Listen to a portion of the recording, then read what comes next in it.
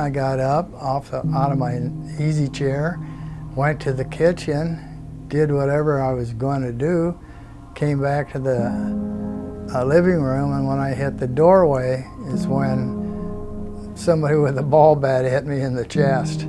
It put me right down on my knees. I thought, what are you supposed to do when you have a heart attack? And I said, oh yeah, take an aspirin. So I actually got up off the floor, went to the kitchen, took the aspirin, and by that time I finally got back onto the couch. I was in bad pain, really bad. They did an EKG and transmitted that to the trauma center, and the physicians recognized that as a heart attack, so they instructed the paramedics to give a blood thinner and to transport him right away. He was triaged in the trauma center for just a few minutes and then brought directly up to the cardiac cath lab.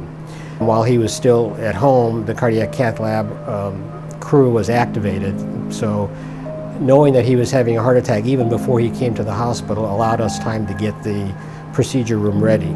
If they come straight to the emergency department by private vehicle, sometimes we have a long wait, so we don't know they're coming, and it may take a couple minutes for them to get back to a room.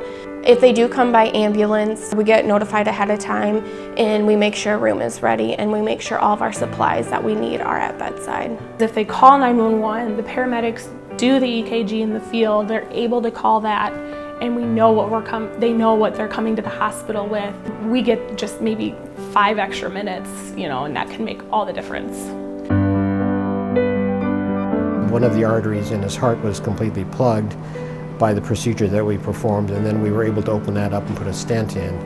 And so we were able to help prevent a large heart attack by moving so quickly. If you're not feeling well, you're not sure what's going on, especially if you're short of breath, you're lightheaded, you're dizzy, you're sweaty, you're nauseated.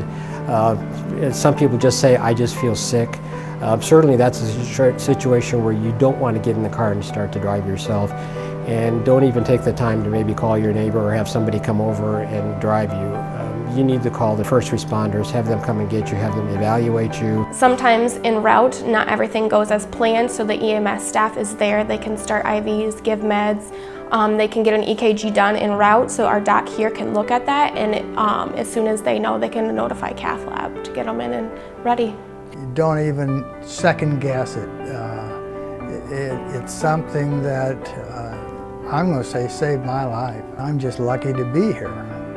Calling 911 saves lives. Calling 911 saves lives. Calling 911 saves lives. Calling 911 saved my life.